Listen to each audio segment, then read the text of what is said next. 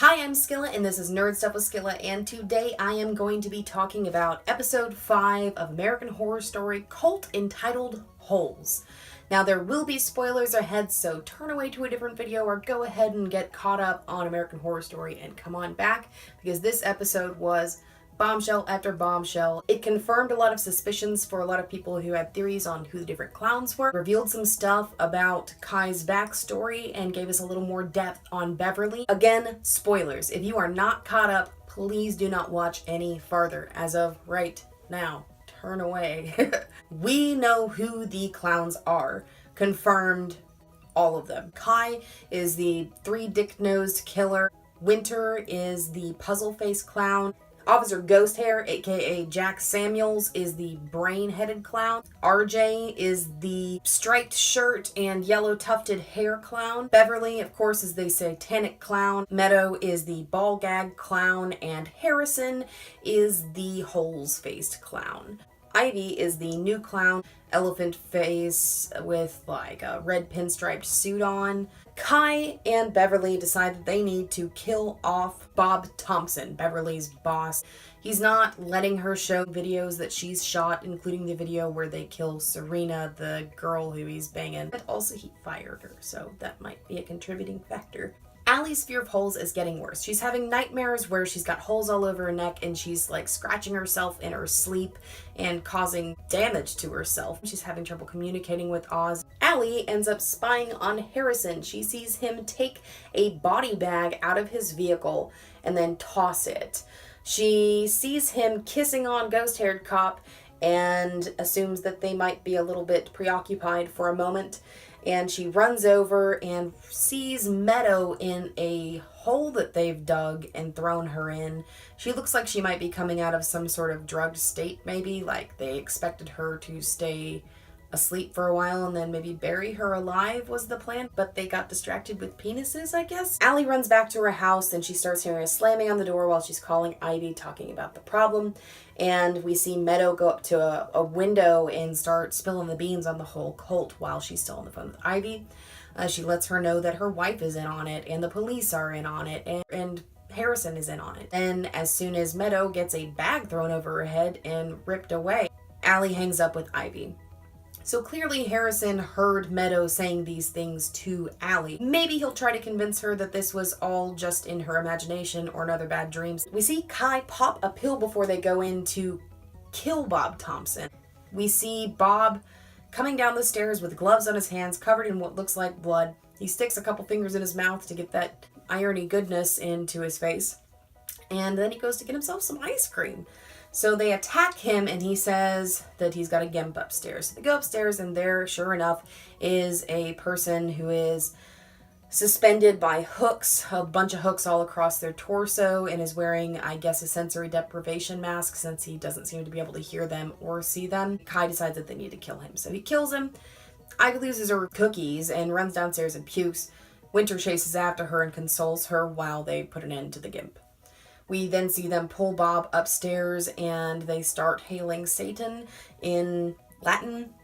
And Beverly pulls her mask off and says, "Get that camera out of my face," and puts an axe right through his head after saying, again, the Ave Santinas one passionate time, because she is the devil. She is so evil and heartless and cold. We find out in this episode that Beverly clearly has Kai's ear. She convinces him that they need to kill RJ, her cameraman, because he is the weakest link. And he tells Ivy that she needs to put a high-powered nail gun nail through his head, and then everybody gets to take turns putting an end to RJ. All the clowns have a different reaction to putting a nail into this young gentleman's head. Ivy starts crying and says that she's sorry before pulling the trigger. Harrison walk up. He seems pretty set on doing it. He's not really sad about it or anything. He pulls the trigger. Next we see Gary. He doesn't look like he's having a good time with it.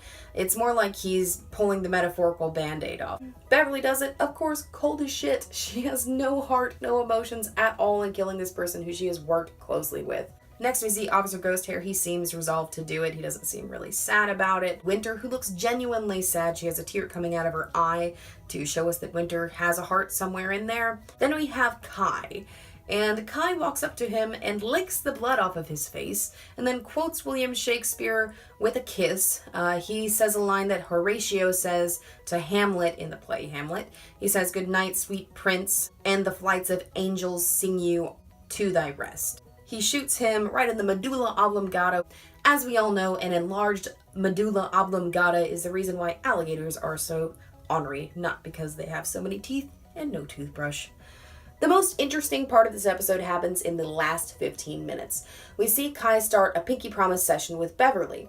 Instead of telling him her fears, she convinces him to reveal his backstory to her. And it's crazy. It is insane. His dad apparently turned into a total asshole after getting into a motorcycle accident which ended up paralyzing him from the waist down. He becomes mentally abusive, at least to Kai and his mother. Kai seems to have been a pretty normal person before this happened. He is somebody who is interested in the red pill movement. We also find out that he has a degree in religious studies. His mother, after suffering the abuse of his and Winter's father, decides that the only way out is to pull a murder-suicide on his ass. She shoots herself right in front of Kai as his father also was bleeding to death. Kai calls his big brother for advice, who swiftly comes over and lets him know that they need to cover the bodies and lie and keep them in storage so that they can continue to collect the insurance claims from his father's motorcycle accident. By the way, his brother is none other than Dr. Rudy Vincent. Yes, we finally have a through line between the Doctor and the cult.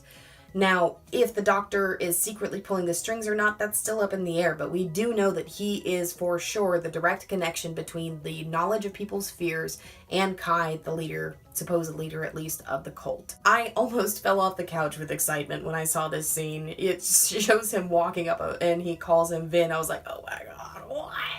So the whole covering them in lie and keeping them in storage bit is ripped directly from a short story by William Faulkner called A Rose for Emily. There's even a rose on his parents' door, and just like Emily in the story, he sleeps very close to his parents' bodies. The story's really good. If you haven't read it, go on and read it. It's not very long. That's why they call it a short story. So this episode gives us everything that we have been waiting for. We get some backstory on Kai. We see that Beverly is truly evil.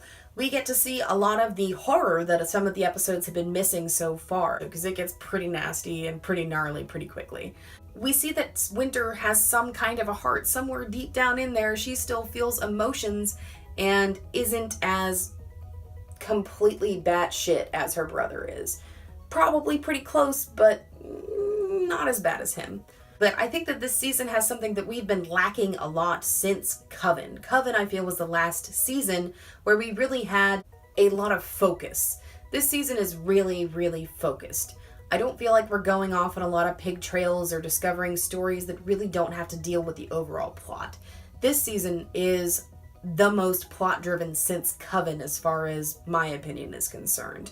And that makes me really happy as a viewer and happy as a lover of this series. And I hope that they continue to do that in the following seasons.